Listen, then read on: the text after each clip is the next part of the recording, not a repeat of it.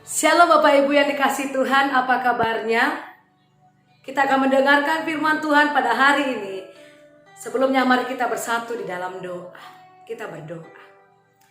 Bapa kami yang di surga, Tuhan kami Yesus Kristus yang baik, kami mengucap syukur Tuhan untuk semua kebaikan yang Tuhan berikan bagi kami sampai dengan saat ini.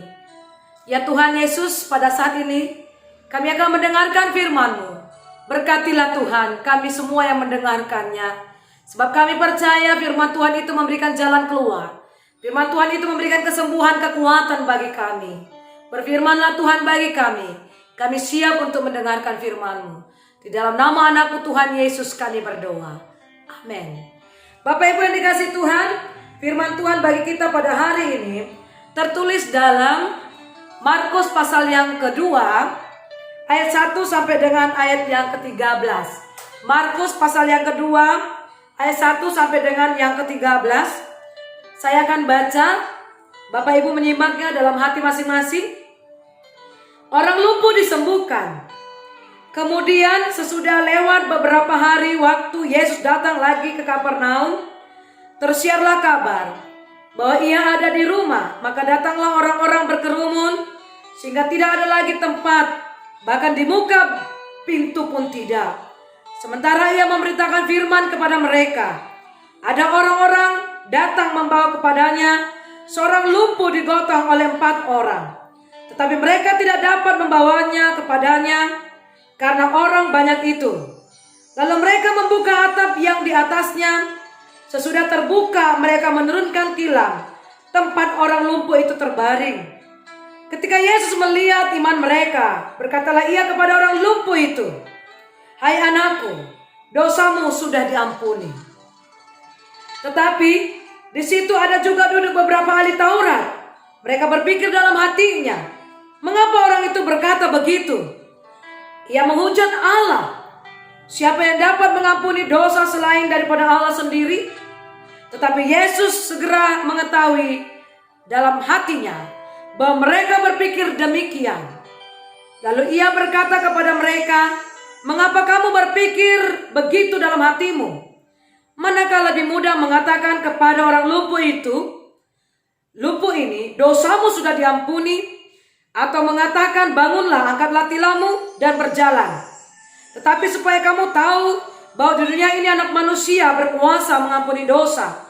Berkatalah ia kepada orang lumpuh itu, "Kepadamu aku katakan, bangunlah, angkatlah tempat tidurmu dan pulanglah ke rumahmu." Dan orang itu pun bangun, segera mengangkat tempat tidurnya dan pergi keluar di hadapan orang-orang itu. Sehingga mereka semua takjub, lalu memuliakan Allah. Katanya, "Yang begini belum pernah kami lihat." Amin. Sampai sejauh ini firman Tuhan bagi kita pada hari ini, saudara yang dikasih Tuhan. Bapak Ibu yang dikasih Tuhan, ada hal yang menarik ketika saya membaca perikop yang tadi baru kita baca itu, saudara. Apanya yang menarik di situ, saudara? Biasanya Tuhan Yesus menyembuhkan orang karena imannya. Tetapi dalam cerita ini, khususnya di ayat yang kelima, Tuhan Yesus menyembuhkan orang lumpuh karena iman mereka. Ada kalimat tertulis di sana, saudara, ketika Yesus melihat iman mereka. Mereka di sini adalah 4 orang menggotong orang lumpuh itu untuk dibawa di hadapan Tuhan Yesus. Saudaraku yang dikasihi Tuhan kita Yesus Kristus. Ada beberapa pelajaran yang kita bisa ambil di sana. Dari ayat pertama, kemudian ayat yang kedua, pelajaran apa yang bisa kita ambil dari kisah ini adalah kerinduan orang banyak untuk bertemu dengan Yesus itu sendiri. Di ayat pertama dikatakan, saudara, bahwa tersiar kabar bahwa Tuhan Yesus datang di Kapernaum dan berada di sebuah rumah. Kemudian ayat yang kedua, orang banyak berdatangan dan berkerumun hingga tidak ada lagi tempat. Saudaraku yang dikasihi Tuhan, ayat tersebut bisa menjadi sebuah refleksi bagi kita semua tentang bagaimanakah kondisi keimanan kita, bagaimanakah kondisi kerinduan kita untuk bertemu dengan Tuhan Yesus. Begitu tersiar kabar kedatangan Yesus ke Kapernaum, orang banyak berdatangan. Dan saya percaya saat itu orang banyak tersebut memiliki pekerjaan, memiliki aktivitas masing-masing. Namun karena mereka memiliki satu kerinduan untuk bertemu dengan Yesus, mereka memiliki kerinduan untuk mendengar firman Tuhan yang disampaikan oleh Yesus itu sendiri. Atau ada yang ingin untuk disembuhkan, mereka bergegas cepat-cepat meninggalkan pekerjaan mereka, meninggalkan aktivitas mereka, kemudian berkumpul ke suatu tempat itu di mana Yesus pada saat itu berada. Mereka begitu menggebu-gebu ingin bertemu dengan Tuhan Yesus. Saudaraku yang dikasihi Tuhan, seperti itukah kerinduan kita saat di hari Minggu? Apalagi saudara saat sekarang ini kita masih beribadah di rumah kita masing-masing. Apakah kita beribadah dengan penuh kerinduan? Apakah kita beribadah dengan penuh semangat? Dengan roh yang menyala-nyala kita beribadah kepada Tuhan. Apalagi anak-anak kuliah, para pemuda-pemudi di tengah tugas yang menumpuk, tes mata kuliah yang akan ditempuh, atau situasi sekarang ini yang mengharuskan kita masih beribadah di rumah kita masing-masing bersama dengan keluarga. Apakah masih ada kerinduan? Apakah masih menggebu-gebu? Apakah kita masih semangat untuk memuliakan Tuhan? Saudara, sudah 3 bulan lebih. Saudara bisa bayangkan itu. Masihkah ada kerinduan? Masihkah ada semangat yang menyala-nyala? Apakah saudara disibukkan dengan pekerjaan saudara? Apakah saudara disibukkan dengan aktivitas saudara? Apakah saudara disibukkan dengan mata kuliah saudara, ujian saudara? Saudaraku yang dikasihi Tuhan, inilah refleksi pertama yang bisa kita ambil dari kisah orang lumpuh disembuhkan, yang ditujukan bagi kita semua. Apalagi saat sekarang ini kita mempersiapkan segala sesuatu, bahkan mungkin 2 kali lipat dari yang biasanya kita lakukan saat kita bertemu dengan orang lain. Saat sekarang ini kita harus bekerja di rumah, kuliah di rumah, pekerjaan yang menumpuk, tugas-tugas yang menumpuk. Apakah itu yang akan menghalangi saudara untuk datang kepada Tuhan? Saudara, berikutnya adalah kita perhatikan ayat yang ketiga. Dan kemudian ayat yang keempat. Di sana dicatat bahwa ada orang lumpuh yang digotong oleh 4 orang, hendak dibawa ke hadapan Yesus. Saudara, karena orang banyak yang berkerumun, mereka tidak bisa mendekati Yesus. Hingga dengan sebuah ide yang begitu gila, mereka berinisiatif untuk membuka atap rumah, mengangkat orang lumpuh itu ke atas, kemudian menurunkannya, dan pada akhirnya bertemu persis di hadapan Yesus langsung. Saudara bisa bayangkan bagaimana saat seperti ini kemudian ada di depan kita, diturunkan orang lumpuh itu, seperti itulah.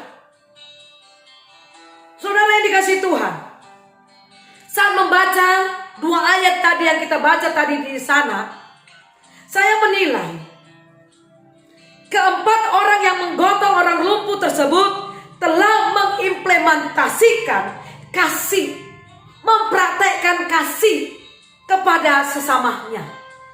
Mereka tidak egois lantaran bisa berjalan kaki, dan bahkan mereka bisa langsung bergabung dengan orang banyak untuk mendengarkan firman yang disampaikan oleh Yesus pada waktu itu.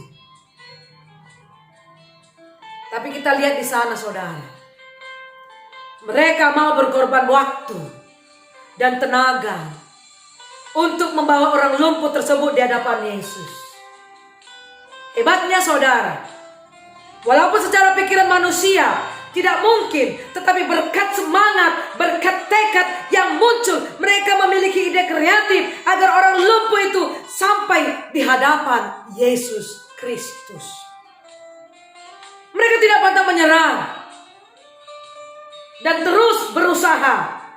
Dan saya percaya saat mereka memiliki ide tersebut, mereka telah memiliki satu visi, satu misi yang sama. Selain itu saudara, untuk mengeksekusi ide tersebut, perencanaan dan pembagian tugas pasti mereka lakukan. Mungkin ada yang mencari tangga, ada yang mencari tali, ada yang memberi aba-aba, dan lain-lain sebagainya. Mereka juga saling berkomunikasi satu dengan yang lainnya. Saudara, tanpa komunikasi yang lancar, saat mereka menaikkan orang lumpuh ke atas dan kemudian menurunkannya di hadapan Yesus, ada kemungkinan orang lumpuh tersebut akan terjatuh.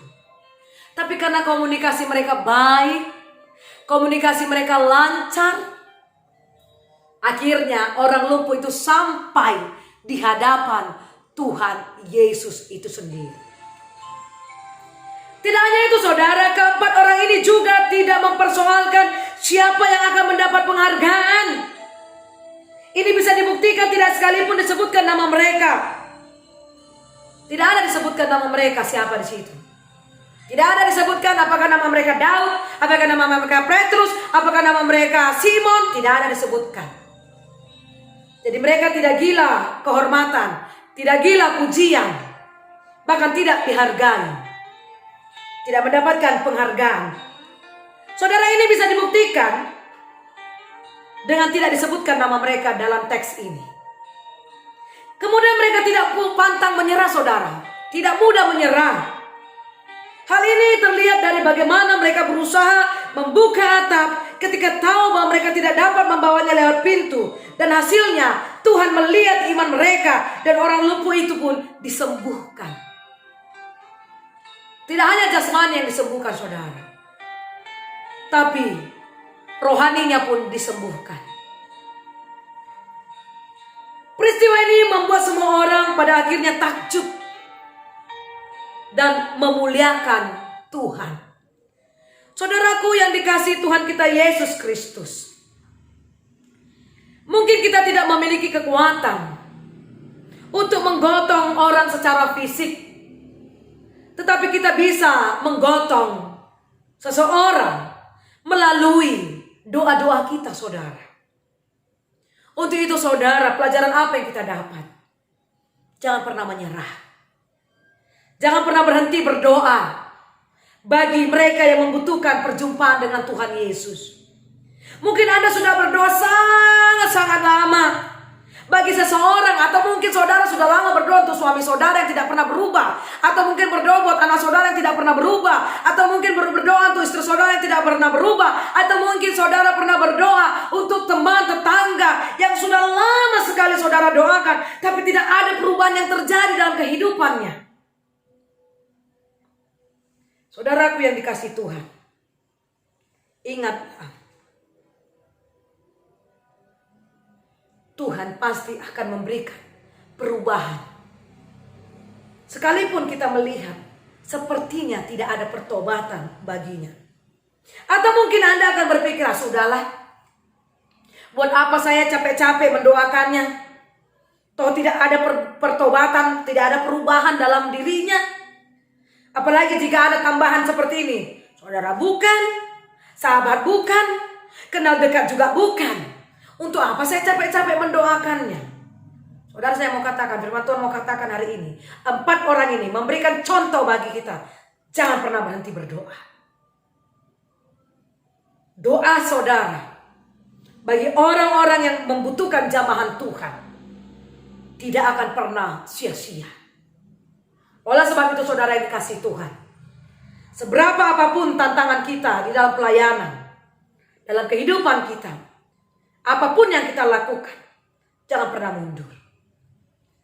Perhatikan sesama kita. Bekerja sama dengan baik. Tidak mencari nama. Dan jangan pernah mudah menyerah. Tuhan sendiri akan bekerja dengan kuasanya. Dan memberikan yang lebih baik dari permohonan kita.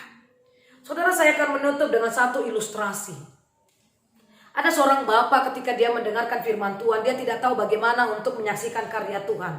Yang dia tahu adalah ketika dia sedang berada di kereta api, dia selalu menyapa orang dan dia selalu memukul dengan pundak orang itu dengan berkata, bertobatlah. Bertobatlah. Dan dia selalu lakukan itu. Berbulan-bulan, bertahun-tahun dia lakukan itu setiap bertemu dengan orang. Bertobatlah. Saudara, bapak ini akan berpikir, waduh, selalu saya lakukan seperti ini, tetapi sepertinya tidak ada gunanya. Sambil dia berdoa di dalam hatinya, bertobatlah, bertobatlah. Padahal dia tidak tahu apa yang dilakukan orang itu. Sehingga suatu saat saudara, ketika bapak ini sedang duduk di kereta api, ada seorang wanita menjumpai dia dan berkata, Pak, bapak pasti tidak kenal dengan saya. Saya memperkenalkan diri saya, dia akhirnya memperkenalkan namanya. Akhirnya bapak ini bilang, ibu ini bilang apa? Nah, garis ini, wanita ini bilang apa, saudara? Dia bilang kepada bapak ini, saya bersyukur bapak memukul pundak saya dan berkata bertobatlah. Kalau 2 tahun lalu bapak tidak melakukan itu buat saya tidak akan berubah seperti ini. Saya adalah anak yang egois. Saya begitu banyak melakukan dosa di hadapan Tuhan. Tetapi ketika bapak memukul pundak saya diingatkan untuk bertobat. Terima kasih, Pak. Saudara, hati bapak ini begitu gembira. Kelihatannya tidak ada sesuatu yang menghasilkan menurut dia. Tetapi bagi Tuhan ada. Jadi jangan pernah berhenti, saudara. Mungkin saudara tidak bisa menggotong orang berat-berat, membawanya. Tetapi saudara bisa membawanya di dalam doa. Siapapun yang saudara kenal, yang kita tahu sakit, tidak hanya fisiknya tapi juga rohaninya. Mari kita serahkan kepada Tuhan.